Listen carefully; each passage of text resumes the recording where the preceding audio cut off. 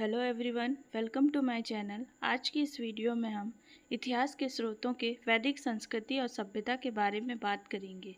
आर्यों से जुड़े विवाद, आर्यों के मूल निवास स्थान और भारत में उनके आगमन को लेकर इतिहासकारों और पुरातात्विक के बीच लंबे समय से बहस चल रही है। इसके प्रमुख सिद्धांत निम्नलिखित हैं। आर्य आक्रमण सिद्धांत 19वीं सदी में मैक्स मूलर और बाद में मोर्टिमर व्हीलर जैसे यूरोपीय इतिहासकारों ने यह सिद्धांत प्रतिपादित किया था कि वह बाहर से आए आर्यों ने सिंधु घाटी सभ्यता पर हिंसक आक्रमण कर उसे नष्ट कर दिया। हालांकि आधुनिक पुरातत्व, जेनेटिक डीएनए साक्ष्यों और कंकालों के अध्ययन ने इस सिद्धांत को पूरी तरह खारिज कर दिया है, क्योंकि किसी भी बड़े युद्ध या सामूहिक संहार के प्रमाण नहीं मिले हैं। शांतिपूर्ण प्रवास सिद्धांत वर्तमान में अधिकांश आधुनिक विद्वान इस बात से सहमत हैं कि आर्य मध्य एशिया से अलग अलग समूहों में समय समय पर शांतिपूर्ण तरीके से भारत के उत्तर पश्चिम में भाग में आए हैं। यह कोई अचानक हुआ अतिक्रमण नहीं, बल्कि एक क्रमिक प्रवासन था। स्वदेशी सिद्धांत कई भारतीय विद्वानों और आधुनिक विचारकों का दृढ़ता से मानना है कि आर्य बाहर से नहीं आए थे, बल्कि वे भारत के ही मूल निवासी थे। इस सिद्धांत के अनुसार सिंधु घाटी सभ्यता और वैदिक संस्कृति एक ही सभ्यता को निरंतरता से दो अलग अलग चरण हैं। आगे हम बात करते हैं राजनीतिक संस्थाएं। वैदिक काल से उत्तर वैदिक काल के बीच राजनीतिक ढांचे में एक बहुत बड़ा बदलाव देखने मिला। कालीबाई कबीलाई ढांचा धीरे धीरे मजबूत क्षेत्रीय राज्यों में परिवर्तित हो गया। अब हम बात करेंगे ऋग्वैदिक काल और उत्तर वैदिक काल। इसकी राजनीतिक विशेषता।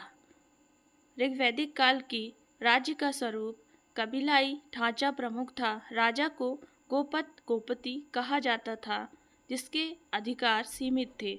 उत्तर वैदिक काल में राज्य का स्वरूप क्षेत्रीय राज्यों का उदय हुआ। छोटे छोटे कबीले जन अब विशाल जनपद बन गए हैं और राजा अधिक शक्तिशाली हो गया है। ऋग्वैदिक काल की लोकतांत्रिक संस्थाएं, सभा समिति और विदस जैसी कबीलाई संस्थाएं राजा पर पूर्ण नियंत्रण रखती थी। इन संस्थाओं में महिलाओं को भी सक्रिय भाग लेने का अधिकार था। उत्तर वैदिक काल लोकतांत्रिक संस्थाएं, सभा और समिति का महत्व काफ़ी कम हो गया, जबकि विदत पूरी तरह समाप्त हो गई। इन संस्थाओं में महिलाओं का प्रवेश पूरी तरह प्रतिबंधित हो गया। ऋग्वैदिक काल में कर व्यवस्था स्वैच्छिक कर प्रणाली थी, जिसे बलि कहा जाता था। जनता अपनी मर्जी से राजा को उपहार या स्वेच्छा से अंश देती थी। उत्तर वैदिक में कर व्यवस्था अनिवार्य और नियमित हो गई थी। भाग और शुल्क जैसे कर वसूलने के लिए भागदूत और संहित्री नामक अधिकारियों की नियुक्ति हुई।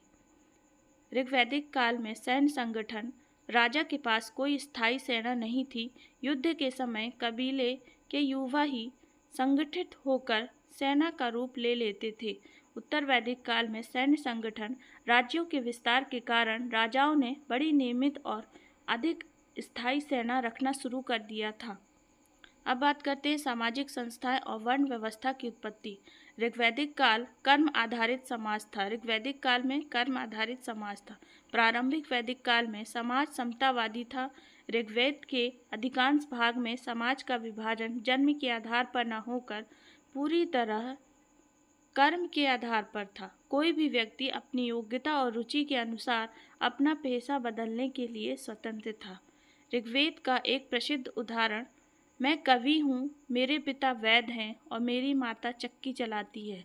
हम सब एक ही घर में रहते हुए अलग अलग कर्मों से जीविकोपार्जन करते हैं। वर्ण व्यवस्था की उत्पत्ति। ऋग्वेद के 10वें मंडल में पुरुष सूक्त में पहली बार 4 वर्णों ब्राह्मण, क्षत्रिय, वैश्य और शूद्र की उत्पत्ति का उल्लेख मिलता है। इसमें एक विराट पुरुष प्रजापति के विभिन्न अंगों से वर्णों की प्रतीकात्मक उत्पत्ति बताई गई है। मुख से ब्राह्मण, जो मुख से ब्राह्मण होते थे, उनका कार्य ज्ञानार्जन, पठन पाठन और धार्मिक अनुष्ठान करना था। भुजाओं और राजहंस से क्षत्रिय, जिनका दायित्व समाज की रक्षा करना, युद्ध लड़ना और शासन चलाना था। जांघाओं से वैश्य, जो कृषि पशुपालन, व्यापार और आर्थिक गतिविधियों के मुख्य संचालक थे। पैरों से शूद्र, जिनका मुख्य कार्य समाज के अन्य 3 वर्णों की सेवा और श्रम से जुड़े कार्यों को संभालना था। आगे हम बात करते हैं उत्तर वैदिक काल में बदलाव। उत्तर वैदिक काल आते आते यह व्यवस्था अपनी लचीलापन खो चुकी थी और पूरी तरह से जन्म आधारित और रूढ़िवादी हो गई। अब ब्राह्मण का पुत्र ही ब्राह्मण और शूद्र का पुत्र शूद्र कहलाने लगा। समाज में छुआछूत, ऊंच नीच और सामाजिक भेदभाव की भावना शुरुआत यहीं से हुई थी।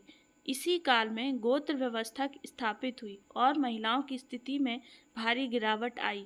उन्हें उपनयन संस्कार और राजनीतिक अधिकारों से वंचित कर दिया गया। धर्म और दर्शन। ऋग्वैदिक धर्म में प्रकृति पूजा। ऋग्वैदिक के लोग मुख्य रूप से भौतिक सुखों, पशुधन, स्वस्थ संतान, दीर्घायु के लिए प्रकृति के विभिन्न शक्तिशाली रूपों की मानवीकरण करके पूजा करते थे। प्रमुख देवता इंद्र सबसे महत्वपूर्ण देवता थे। ऋग्वेद में इनके लिए 250 सूक्त हैं।